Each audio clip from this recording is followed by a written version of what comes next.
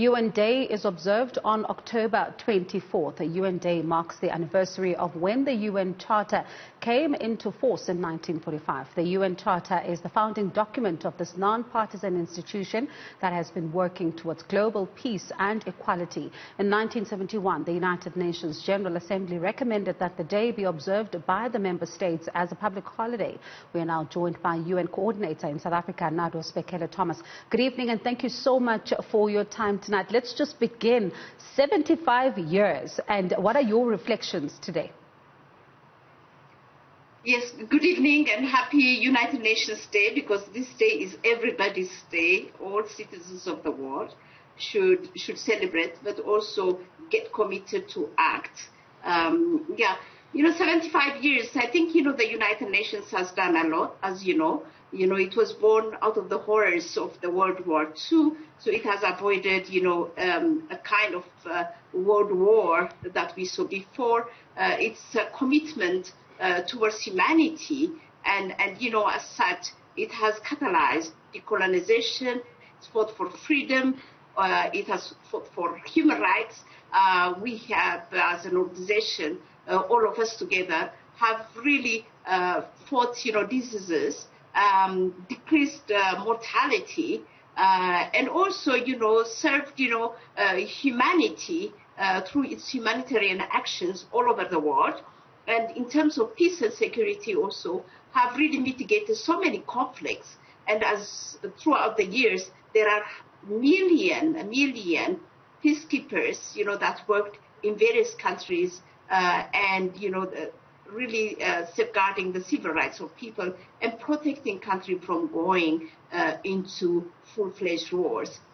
And certainly, therefore, pardon me, and certainly this year it's not happening, in a time where things are looking great around the world. There's a big disruption. COVID-19 has really threw a spanner in the works when it comes to a lot of economies. When you just, reflect on a day like this, particularly on the work of the UN and how it has really been working with some governments in the fight against COVID-19, when you evaluate South Africa, how would you say the country has fared in its strategy to curb the further spread of COVID-19?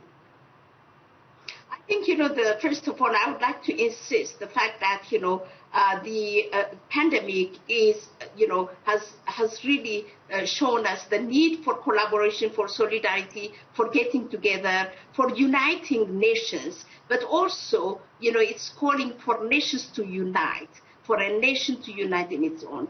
The South African experience is very telling, and it's a very commendable one, I should say. If you remember, the predictions for South Africa were, really bad, worse than what it is now. And that is so because, first of all, the government took leadership and ownership and understanding the fact that there are many weaknesses in the society, with TB, with HIV/AIDS at a rate very alarming here. They took action and brave action and brought the whole entire society together to work against it. And as a result, we managed actually to be performing at a lower, impact level than what was predicted before. And therefore, it's a commendable thing. We cannot just sit and say and relax. A second wave might be awaiting us. And we have to play, each one of us, as a responsible citizen, communicate, educate people, and make sure that the guidelines of the health guidelines are respected by people. And therefore, I have nothing but, commendation to the government for its action to date, except, we are not happy about the corruption that took place at a time when the country is really fighting to live, and people are, we're fighting livelihoods and lives for lives of people, for the corruption to happen. It's a very sad, it blemishes the picture in general, but we hope that the government will take action and decisive action in that way. But, I think, the resources are also problematic, but, we hope that the nation domestically, as it has done before, would mobilize additional resources to make sure that we are prepared. But while being prepared, The challenging thing is that, to really mitigate the socioeconomic impact and to build back better so that, we do not have these deficiencies and we are ready and we are resilient for future shocks. And talking about, resources, that has been something during COVID-19 that a lot of countries have had to see a reprioritization of their resources. I mean, you look at South Africa, we now have had to, as a country, come up with a fund to support small businesses, the health sector and all of that. How is this, the setting up of new priorities for the money and the resources that are needed by the country going to affect the sustainable development goals? Are we still on track towards making sure that we meet the deadline there? Yeah, you're right. I mean, we have to make sure that, we provide the essential services as a country and not really take away the money from the essential services to meeting, the emergency mode. But, the economic reconstruction and recovery program is aimed to do that. And, it's a proactive action that the government has taken. And as such, the socioeconomic impact would be taken. So we are already in the early recovery mode, and we would, while mitigating the emergency needs, the country is also trying to build back better. And therefore, I hope, we will be able to be on track.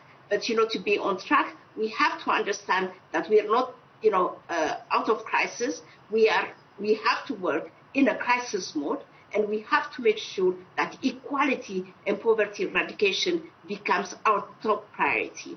And as such, the challenge would be on how to have a balanced and blended approach, to this, and also on how to come out with resources in a very innovative way from the private sector, especially because the capital markets are trillions. So we can tap and we can have special vehicles for resourcing. So I have confidence in the government, and we hope together, each one of us, as partners, together will be able to meet the SDGs 2030, because otherwise we will not have a resilient country, and we will be again in the same situation whenever the future shocks, which are inevitable, happens.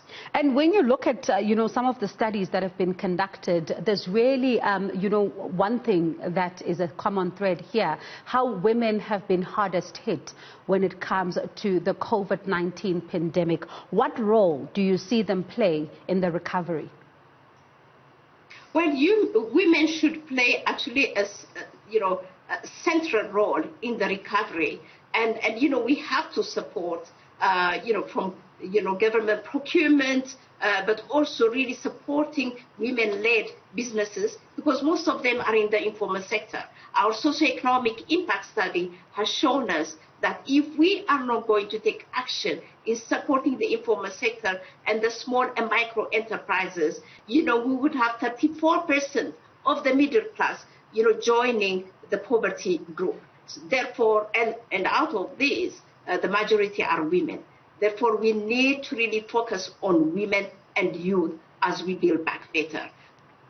And as a final question from me tonight, when we look at, your organization and the work that it does, when you look at the fact that some people are still battling with access to basic services such as healthcare and, even, employment and all of that, when it comes to healthcare in particular, where does your organization fit in, and what work does it do, especially when it comes to making sure that everyone has access, particularly to primary healthcare?